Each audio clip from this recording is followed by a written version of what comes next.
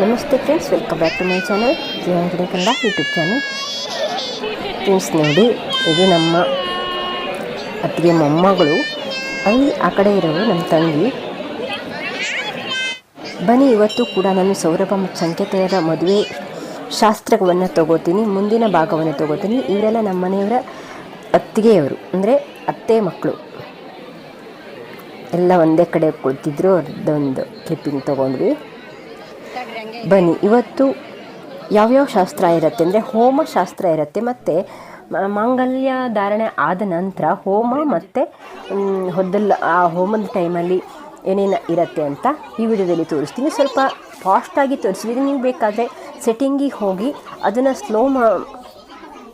ದಲ್ಲಿ ಮಾಡಿಕೊಂಡು ಕೂಡ ನೋಡ್ಬೋದು. ತುಂಬ ನಾನು ಫಾಸ್ಟಲ್ಲಿ ತೋರಿಸೋದ್ರಿಂದ ಎಲ್ರಿಗೂ ನೋಡೋಕ್ಕೆ ಇಷ್ಟ ಆಗಲ್ಲ.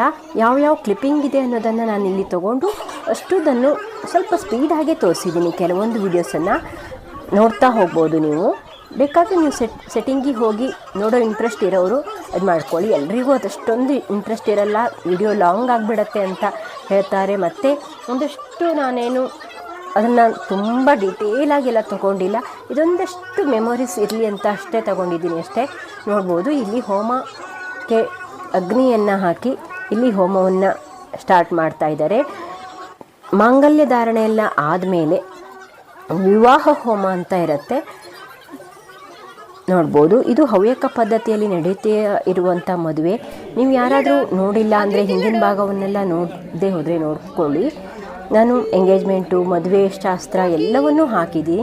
ಮುಂದಿನ ಭಾಗವನ್ನು ಹಾಕಬೇಕಾ ಬೇಡವಾ ಅನ್ನೋದನ್ನು ಕೂಡ ಕಾಮೆಂಟ್ ಮಾಡಿ. ಅಂದರೆ ಪ್ರವೇಶದ ವಿಡಿಯೋಸ್ ಎಲ್ಲ ಬೇಕು ಅಂದರೆ ಕಾಮೆಂಟ್ ಮಾಡಿ ಹಾಕ್ತೀನಿ. ಅದಿಲ್ಲ ಅಂದರೆ ಒಂದಷ್ಟು ವಿಡಿಯೋಸ್ ಮಾಡಿಟ್ಕೊಂಡಿದ್ದೀನಿ. ಅಷ್ಟೊಂದೇನು ಯಾರೂ ಇಂಟ್ರೆಸ್ಟ್ ತೋರಿಸ್ತಾ ಇಲ್ಲದೆ ಇರೋದ್ರಿಂದ ಮತ್ತು ಒಂದಷ್ಟು ಮೆಮೊರೀಸ್ ನಾನೇ ಅಪ್ಲೋಡ್ ಮಾಡಿ ಇಟ್ಕೊಳ್ತೀನಿ ಅಷ್ಟೇ. ಬೇಕಾದರೆ ಪಬ್ಲಿಕ್ ಮಾಡಬೇಕು ಅಂದರೆ ಕೇಳಿ ಮಾಡ್ತೀನಿ, ಯಾರಾದರೂ ನೋಡೋ ಇಂಟ್ರೆಸ್ಟ್ ಇದ್ದರೆ. ನೋಡ್ಬೋದು, ಇಲ್ಲಿ ಒಂದಷ್ಟು ಶಾಸ್ತ್ರಗಳು ನಡೀತಾ ಇದೆ. ಇದೆಲ್ಲ ಏನೇನು ಅಂತ ಕೂಡ ನನಗೊಂದಷ್ಟು ಗೊತ್ತಿಲ್ಲ, ಹಾಗಾಗಿ ನಾನು ಡೀಟೇಲಾಗೇನು ಹೇಳ್ತಾ ಇಲ್ಲ. ನೋಡ್ತಾ ಹೋಗ್ಬೋದು ನೀವು ಇಲ್ಲಿ ಯಾವ್ಯಾವ ಶಾಸ್ತ್ರಗಳು ಇರುತ್ತೆ ಅಂತ. ಒಂದಷ್ಟು ಕ್ಲಿಪ್ಪಿಂಗ್ ತೊಗೊಂಡಿದ್ದೀನಿ, ಇಲ್ಲೆಲ್ಲ ಸ್ವಲ್ಪ ಸ್ಪೀಡಾಗಿ ತೋರಿಸಿದ್ದೀನಿ. ಇದು ಕೊಳಗಿಬೀಸ್ ದೇವಸ್ಥಾನದಲ್ಲಿ ನಡೆಯುತ್ತಾ ಇರುವಂಥ ಮದುವೆ. ನೋಡ್ಬೋದು, ತುಂಬ ಜನ ಕೇಳ್ತಾ ಇದ್ರು ಮದುವೆ ವಿಡಿಯೋಸ್ ಯಾವಾಗ ಹಾಕ್ತೀರಾ ಅಂತ. ಆಲ್ರೆಡಿ ಒಂದಷ್ಟು ಹಾಕಿದ್ದೀನಿ, ಇನ್ನೂ ಕೂಡ ಹಾಕ್ತಾ ಇರ್ತೀನಿ, ಬೇಕಾದರೆ ಕೇಳಿ. ಇವತ್ತಿನ ವಿಡಿಯೋ ಮದುವೆ ದಿನದ ವಿಡಿಯೋ ಅಷ್ಟೇ ಆಗಿರುತ್ತೆ. ನೋಡಿ, ಇಲ್ಲಿ ಸೋದರರು ಅಂದರೆ ಆ ಸೌರಭನ ಅಣ್ಣ ಇಲ್ಲಿ ಹೊದ್ಲನ್ನು ಈ ರೀತಿ ಹಾಕಬೇಕು. ಆಮೇಲೆ ನೋಡಿ, ಆ ಹೊದ್ಲನ್ನು ಈ ರೀತಿ ಹೊದ್ಲು ಅಂದರೆ ಅಳ್ಳು ಕಾಳು ಅಂತ ಕರೀತಾರೆ ಕೆಲವೊಬ್ಬರು, ನೀವೇನಂತೀರ ಅಂತ ಕಾಮೆಂಟ್ ಮಾಡಿ. ಇದನ್ನು ನೋಡಿ ಈ ರೀತಿ ಮಾಡಿ ಅದು ಆ ಹೋಮಕ್ಕೆ ಹಾಕೋದು. ನೋಡಿ, ಅದು ಸೋಹದ ಅಣ್ಣ ತಮ್ಮಂದಿರು ಅಂದರೆ ಈ ಸೌರಬಾಳ ಅಂದರೆ ವಧುವಿನ ಅಣ್ಣ ತಮ್ಮಂದಿರು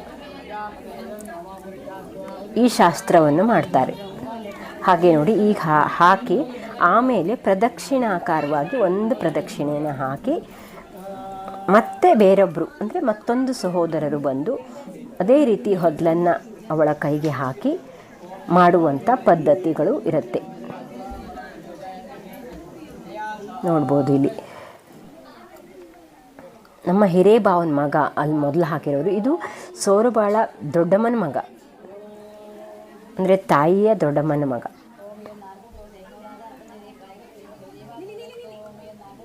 ತಾಯಿಯ ಅಕ್ಕನ ಮಗ ಇವರು.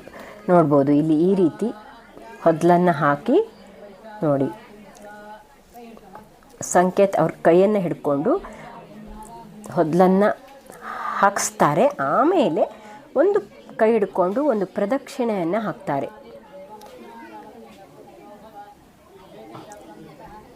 ಈ ಎಲ್ಲ ಒಂದೊಂದು ಪದ್ಧತಿಗೂ ಒಂದೊಂದು ಶಾಸ್ತ್ರಕ್ಕೂ ಒಂದೊಂದು ರೀತಿಯಾದಂಥ ಒಂದು ಕಾರಣಗಳಿರುತ್ತೆ. ಅದು ನಮಗೆ ಗೊತ್ತಿರಲ್ಲ ಅಷ್ಟೇ.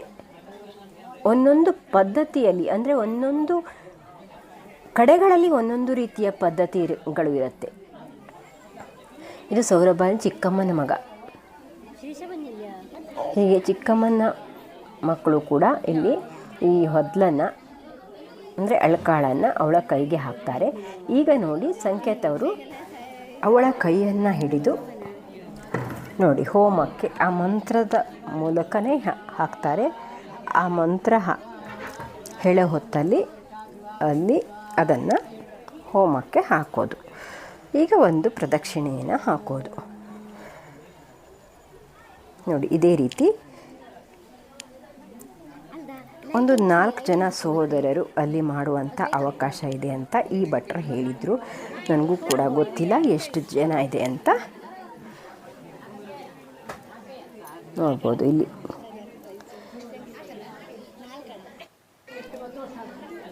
ಇದು ನಮ್ಮ ಭಾವನ ಮಗ, ಅಂದರೆ ಹಿರೇ ಭಾವನ ಮಗ, ದೊಡ್ಡ ಭಾವನ ಮಗ, ಅಂದರೆ ದೊಡ್ಡಣ್ಣ ಎಲ್ರಿಗೂ.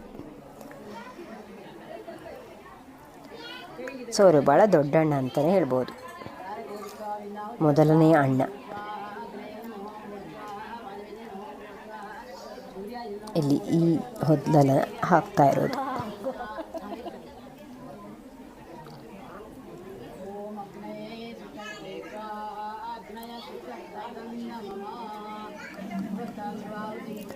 ನೋಡಿ ಈಗ ಅದು ಹೋಮಕ್ಕೆ ಹಾಕ್ತಾರೆ.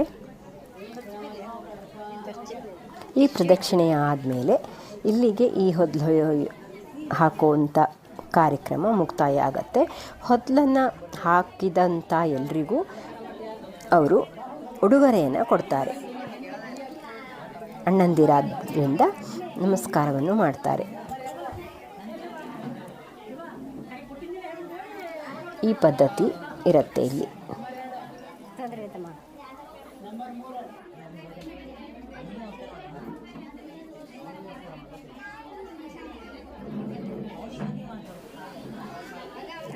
ಇವನು ತಮ್ಮ ಆಗಿರೋದ್ರಿಂದ ಅವರು ಅಲ್ಲಿ ನಮಸ್ಕಾರವನ್ನು ಮಾಡಲ್ಲ, ನಮಗಿಂತ ಹಿರಿಯವರಿಗೆ ಮಾತ್ರ ನಮಸ್ಕಾರವನ್ನು ಮಾಡ್ತಾರೆ. ಹಾಗಾಗಿ ಅವನೇ ಮಾಡ್ತಾ ಇದ್ದಾನೆ ಇಲ್ಲಿ ಇವರಿಗೆ ನಮಸ್ಕಾರವನ್ನು. ಹಾಗೆ ಇವರು ದೊಡ್ಡಣ್ಣ, ಅವರಿಗೂ ಮರ್ಯಾದೆಯನ್ನು ಕೊಟ್ಟು ನಮಸ್ಕಾರವನ್ನು ಮಾಡ್ತಾರೆ. ನೋಡ್ಬೋದು ಆಶೀರ್ವಾದವನ್ನು ಮಾಡ್ತಾರೆ ಅವರು. ಹಾಗೆ ಇಲ್ಲಿ ಈ ಹೋಮ ಈಗ ಮುಗೀತಾ ಇದೆ.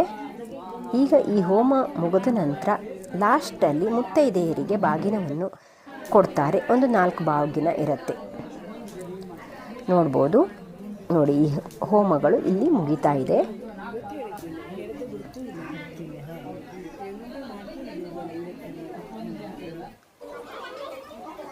ನೋಡಿ ಇಲ್ಲಿ ಬಾಗಿನವನ್ನು ಕೊಡ್ತಾ ಇದ್ದಾರೆ.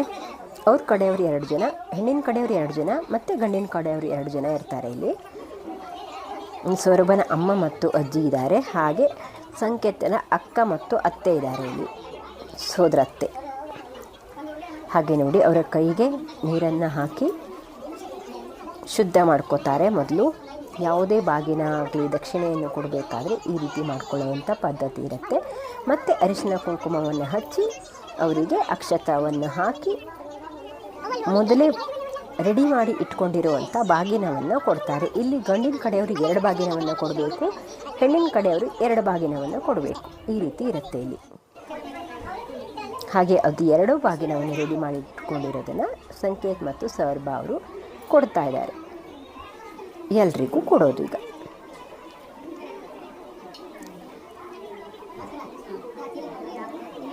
ಆಲ್ಮೋಸ್ಟ್ ಮದುವೆಯ ದಿನದ ಕಾರ್ಯಕ್ರಮಗಳೆಲ್ಲ ಈ ಕಾರ್ಯಕ್ರಮ ಹೋಮ ನಡೆದ ಮೇಲೆ ಮುಗಿಯುತ್ತೆ ಇಲ್ಲಿಗೆ. ಇನ್ಮೇಲೆ ಊಟ ಮತ್ತು ಇದೆಲ್ಲ ಇರುತ್ತೆ. ಹಾಗೆ ಇವರು 2 ಆರತಿಯನ್ನು ಮಾಡ್ತಾರೆ. ಈಗ ಇವರೇ ಮಾಡಬೇಕು. ಈಗ ಇಲ್ಲಿ ಬಾಗಿನ ತಗೊಂಡವರು ಆರತಿಗಳನ್ನು ಮಾಡಬೇಕಾಗತ್ತೆ. ಇಲ್ಲಿಗೆ ಈ ಕಾರ್ಯಕ್ರಮ ಸಂಪನ್ನವಾಗಿದೆ ಅಂತ ಅರ್ಥ. ಆರತಿ ಆದಮೇಲೆ ಆರತಿ ತಟ್ಟೆಗೆ ಅವರು ಮರ್ಯಾದೆಯನ್ನು ಹಾಕ್ತಾರೆ, ದುಡ್ಡನ್ನು ಹಾಕ್ತಾರೆ. ನೋಡಿ ಇಲ್ಲಿ 2 ಆರತಿಯನ್ನು, ಅವರು ಒಂದು ಆರತಿ ಇವರು ಒಂದು ಆರತಿ ಮಾಡ್ತಾರೆ. ಹಾಗೆ 2 ಆರತಿಗೂ ಅವರು ದುಡ್ಡನ್ನು ಹಾಕ್ತಾರೆ. ಅದನ್ನು ಎಲ್ಲರೂ ಹಂಚಿಕೊಳ್ತಾರೆ, ಅಂದರೆ ಮನೆಯ ಅಕ್ಕ ತಂಗಿಯರೆಲ್ಲರೂ.